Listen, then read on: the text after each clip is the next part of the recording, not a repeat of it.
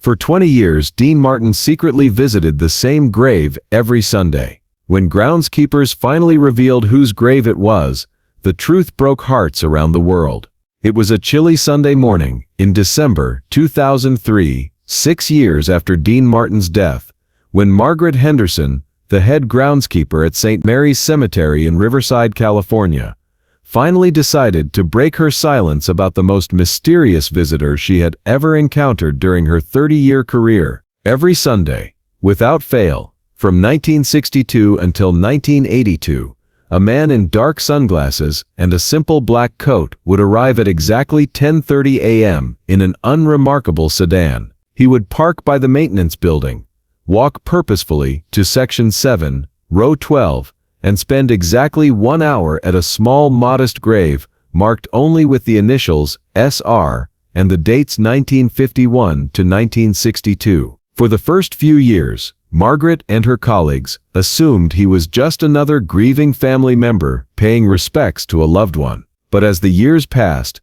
and the man never missed a visit, through rain, snow, holidays, and even when the cemetery was officially closed, they began to realize this was no ordinary mourner. The man always brought fresh flowers, simple white roses, never elaborate arrangements. He would kneel beside the grave for several minutes, appearing to speak quietly to the headstone. Sometimes, he would place small items beside the flowers, a baseball card, a piece of sheet music, or what looked like a photograph. He never stayed longer than an hour, and he never spoke to anyone else in the cemetery. It wasn't until 1975 that Margaret finally recognized who their mysterious visitor was. She had been working late one evening when she saw him removing his sunglasses to wipe his eyes, and suddenly, the familiar features clicked into place. The man who had been visiting Grave SR for over a decade was Dean Martin. Margaret made a decision that day that would define her professional integrity for the next 40 years. She would never reveal Dean's secret as long as he was alive. She instructed her staff to give him complete privacy, never to approach him or acknowledge his identity, and to keep his visits absolutely confidential. But Margaret couldn't help being curious about why one of the world's most famous entertainers would spend every Sunday for over 20 years visiting an unmarked grave in a modest cemetery, 60 miles from Beverly Hills. She began keeping discreet records of his visits, noting the flowers he brought, the items he left, and the dates he came. Her record showed that Dean Martin never missed a Sunday visit from October 1962 until December 1982. Even when he was performing in Las Vegas, making movies, or traveling for concerts, he would arrange his schedule so that he could be at that grave every Sunday morning. During years when he was touring extensively, he would sometimes drive hundreds of miles, or even fly back to California, just to maintain his weekly ritual. The only clue Margaret had about the identity of SR was the date range on the headstone, 1951 to 1962. Someone who had lived only 11 years, a child. The answer to the mystery began to emerge in 2003, 6 years after Dean's death, when Margaret was approached by a woman named Barbara Rodriguez, who was writing a book about her late father's career as a Los Angeles police officer in the 1960s. Barbara had found references in her father's old case files to an incident involving Dean Martin and a young fan named Steven Rodriguez. Barbara's research led her to St. Mary's Cemetery, where she discovered that her cousin Steven was buried in Section 7, Row 12, under the initials SR. When Barbara contacted Margaret to ask about visiting the grave, Margaret finally understood the connection she had been wondering about for over 40 years. Steven Rodriguez had been 11 years old on October 13, 1962, when he attended Dean Martin's concert at the Los Angeles Sports Arena with his older brother Miguel and their father. Steven was Dean's biggest fan, knew every song by heart, and had been saving money from his newspaper route for months to buy tickets to the show. The concert was magical for Steven. Dean performed all his hits, told jokes that made Steven laugh until his sides hurt, and even winked at Steven when he spotted the boys singing along enthusiastically from their seats in the 10th row. It was exactly what Steven had dreamed it would be. After the show, Stephen convinced Miguel to wait outside the stage door with dozens of other fans, hoping to get an autograph or just catch a glimpse of Dean leaving the venue. Stephen had brought his most prized possession, a signed baseball that had belonged to his deceased grandfather, hoping Dean might sign it too. At around 11:30 p.m., Dean emerged from the backstage entrance with his usual casual elegance, smiling and waving at the fans who had waited in the cold October air. He started signing autographs and taking pictures, working his way through the crowd with the patience and kindness that made him beloved by fans everywhere. When Dean reached Stephen, the boy was so excited he could barely speak. "Mr. Martin," Stephen managed to say, "you're the greatest singer in the world. Could you please sign my grandfather's baseball?" Dean looked down at the small, earnest boy, holding the worn baseball with obvious reverence, and something about Stephen's sincerity touched him deeply. "This was your grandfather's?" Dean asked. "Yes, sir. He taught me to sing your songs before he died. He said you were a real class act." Dean spent several minutes talking with Stephen, signing not just the baseball but also the boys' concert program, and taking a photo with him. "You keep practicing those songs, kid," Dean told him. "Maybe someday you'll be up on that stage yourself." Stephen was glowing with happiness as he carefully placed the signed baseball back in its protective case and started walking toward his father's car with Miguel. They were crossing the parking lot, Stephen chattering excitedly about meeting his hero, when the tragedy occurred.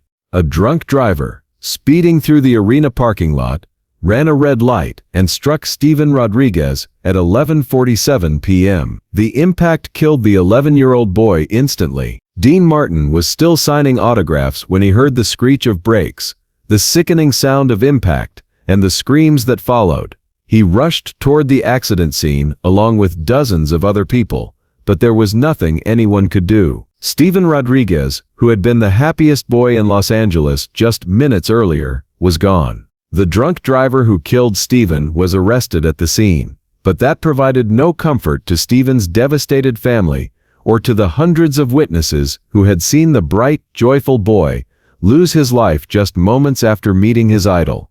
Dean Martin was shattered by what he had witnessed. In interviews with police investigators, witnesses described Dean as being visibly distraught at the accident scene, kneeling beside Stephen's body and repeating, "He was just a little kid. He was just a little kid who wanted an autograph." What happened next revealed the depth of Dean Martin's character in ways that the public never knew. While the media focused on the drunk driving aspect of the tragedy and Stephen's family grieved privately, Dean quietly began taking care of details that no celebrity was expected to handle. Dean paid for Stephen's funeral, including the cemetery plot at St. Mary's Cemetery. He arranged for grief counseling for Stephen's family. He established a trust fund to pay for Miguel's education through college. He made sure Stephen's parents received financial support that would help them through their darkest period. But most importantly, Dean took personal responsibility for what had happened, even though logically he bore no fault for a drunk driver's actions. Dean believed that if he hadn't stayed so long signing autographs, if the crowd had dispersed earlier, if Stephen hadn't been waiting in that parking lot at that moment, the tragedy might have been prevented. On the Sunday following Stephen's funeral, Dean Martin drove to St. Mary's Cemetery and began what would become a 20-year ritual of weekly visits. He brought white roses. Stephen's mother had mentioned they were the boy's favorite flower, and he would spend an hour talking to Stephen, updating him on his career, his family, and his life. Margaret Henderson's records showed that Dean's visits followed a consistent pattern. He would arrive at 10:30 a.m., spend a few minutes cleaning the headstone and arranging the flowers, then sit on a small folding chair he kept in his car and talk quietly for the remainder of his visit. Other visitors to the cemetery occasionally noticed Dean at Stephen's grave, but his dark sunglasses and simple clothing usually allowed him to maintain his privacy. On the rare occasions when someone recognized him, Dean would politely ask them to respect the solemnity of the place and not disturb his visit. Over the years, Dean's gifts to Stephen evolved from simple flowers to items that reflected their shared interests. He brought baseball cards when Stephen's favorite team, the Dodgers, won games. He brought sheet music when he recorded new songs, often leaving handwritten notes explaining his creative process. On Stephen's birthday each year, Dean would bring a cupcake with a single candle. The most touching items Dean left were photographs, pictures of his own children and grandchildren, as if he were sharing his family with Stephen. Sometimes he would bring letters from fans, reading them aloud to Stephen, and discussing what it meant to bring joy to people through music. Dean's visits continued through every major event of his life and career. He told Stephen about his divorce from Jean, his struggles with his son's military service, his concerns about his aging voice, and his pride in his children's accomplishments. Stephen's grave became Dean's private sanctuary, the one place where the King of Cool could be completely honest about his fears, his regrets, and his hopes. Margaret Henderson later recalled that Dean's visits seemed to intensify during difficult periods in his life. During his son Dean Paul's military training in the 1980s, Dean would sometimes visit Stephen's grave twice in 1 week, as if seeking counsel from the boy who would never grow up to face the challenges that worried Dean about his own children. The ritual continued until December 1982, when Dean, now 65 years old and beginning to show signs of the health problems that would plague his final years, made his last visit to Stephen's grave. Margaret watched from a distance as Dean spent over 2 hours at the gravesite that day,